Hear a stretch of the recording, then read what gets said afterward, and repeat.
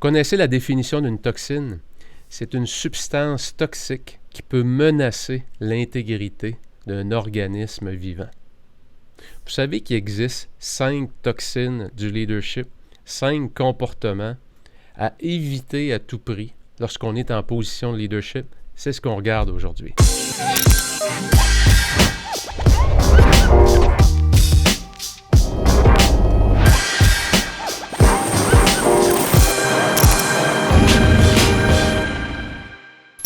Et un leader entrepreneur qui carburait à la haute performance, malgré toute notre bonne volonté comme leader, comme entrepreneur, malgré toute l'énergie qu'on y met, l'énergie positive, il va nous arriver dans une carrière, dans une année, dans un mois, dans une semaine, dans une journée, de faire face à une situation, à de l'adversité, à un problème, à une décision, une mauvaise décision qui est prise à un autre étage, de tomber dans le piège des comportements toxiques. Et ces comportements-là, c'est quoi exactement? Bien, allons-y avec la toxine numéro 1, c'est se plaindre constamment. Et comme leader, évidemment, il faut toujours faire attention pour ne pas tomber dans ce panneau-là. Mais surtout, comme leader, vous avez une responsabilité d'intervenir lorsque vous avez des agents qui se plaignent constamment dans votre environnement, dans votre équipe. Lorsque vous avez des membres de l'équipe qui sont constamment en train de se plaindre. Il y en a qui amènent tous les problèmes de la maison. Oui, c'est important d'avoir du support au travail lorsqu'on vit des problèmes à la maison, mais lorsque c'est constant, lorsque ça revient tout le temps, et c'est rien de majeur, c'est des choses mineures, et que ça revient constamment, c'est votre devoir d'intervenir, parce que ça finit par avoir un impact négatif sur votre équipe.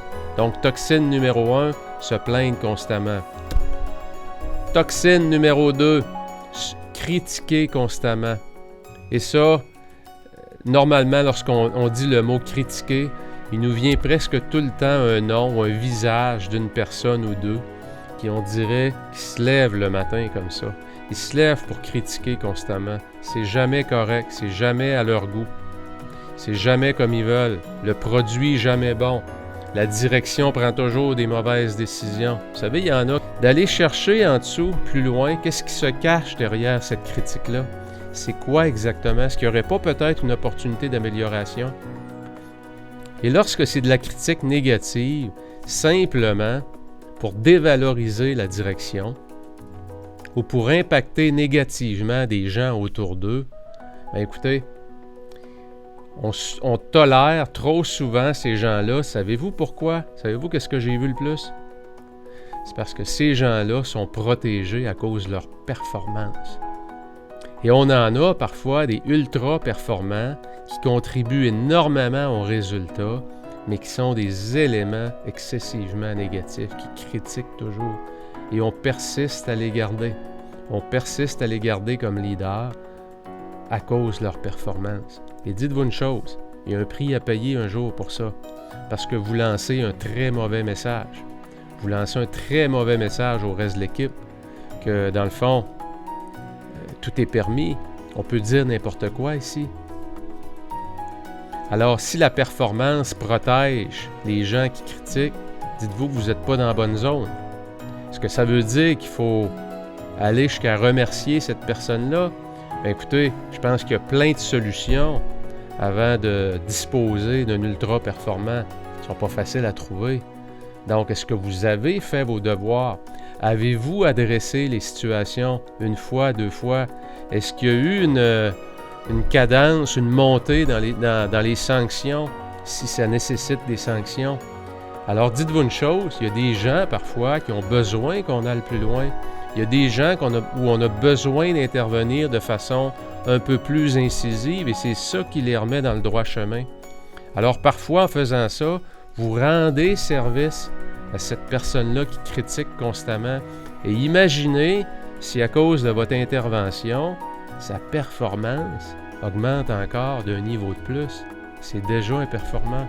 Alors vous avez tout à gagner d'intervenir lorsque vous avez une personne dans votre entourage, dans votre équipe, qui critique constamment.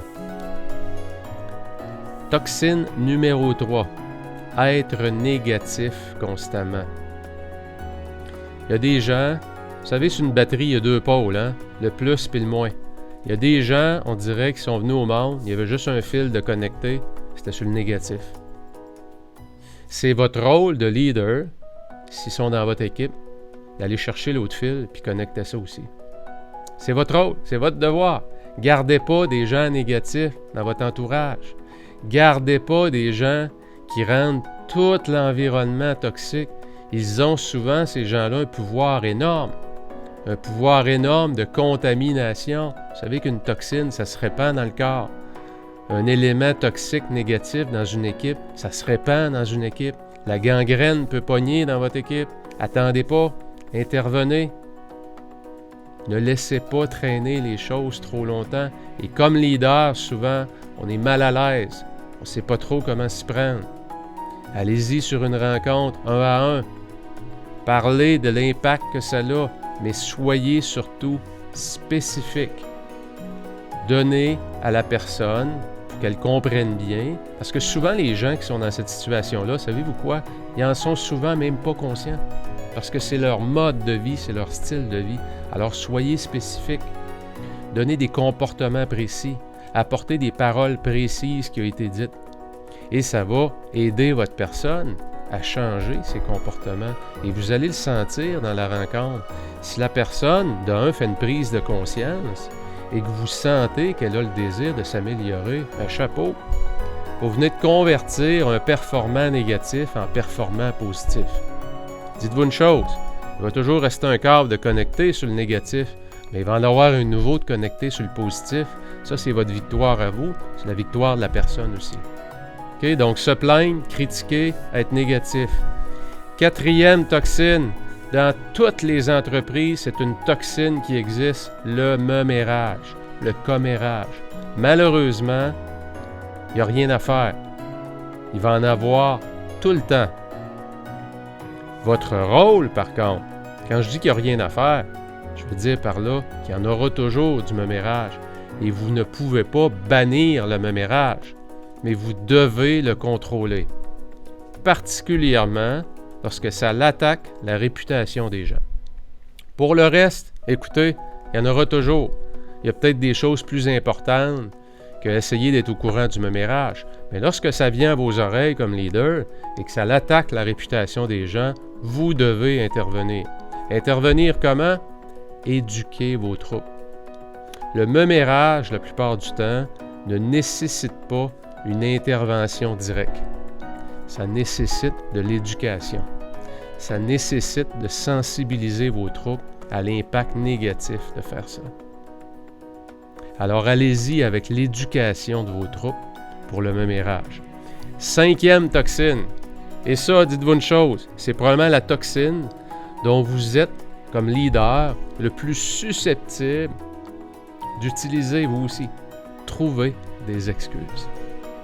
Et lorsque ça ne va pas à notre goût, lorsqu'il y a une décision qui est prise en haut de nous, puis tout ce qu'on nous demande, c'est de l'exécuter, puis que ça ne fait vraiment pas notre affaire, puis qu'on commence à partager nos états d'âme avec l'équipe. Lorsqu'il y a une nouvelle taxe qui vient d'être mise, puis nos ventes diminuent, c'est la faute d'Amazon. Amazon, on peut pas se battre avec eux autres. Les prix sont trop bas. Les autres, ils n'ont pas besoin de marge de profit. Lorsque c'est le plan de rémunération, j'ai pas assez de bonus, c'est pour ça que je vends pas assez. Écoutez, dans toutes les sphères, on est capable de se trouver des excuses. Et dites-vous une chose, derrière chaque excuse, écrivez bien celle-là, là. Derrière chaque excuse se trouve une opportunité. Alors, vous avez, avec cette phrase-là, une méchante belle opportunité d'amélioration. Prenez dans une journée les excuses que vous entendez pour expliquer la non-performance. Hein? L'autre entreprise, ils ont des bons programmes meilleurs de formation. Ils ont beaucoup plus de support. Ben, si j'étais leader, je me poserais des questions. Qu'est-ce qu'ils ont de plus là-bas? Qu'est-ce qui vous manque, la gang? Qu'est-ce que ça prend? On va faire quoi? Vous autres, vous feriez quoi? C'est quoi les solutions? Qu'est-ce qu'on peut faire pour combattre la compétition qui se bat sur le prix? où on peut jouer, c'est quoi nos forces comme entreprise. Vous savez, il y a plein de questions qui vont vous redonner du pouvoir, qui vont redonner du pouvoir à vos troupes, qui vont faire réfléchir les gens dans une zone où on va faire appel à quoi? À leur créativité et non pas à leur négativité. Et c'est votre rôle comme leader, c'est votre devoir comme leader d'amener vos gens dans cette zone-là où on va utiliser leur créativité pour propulser la performance des gens dans une autre zone.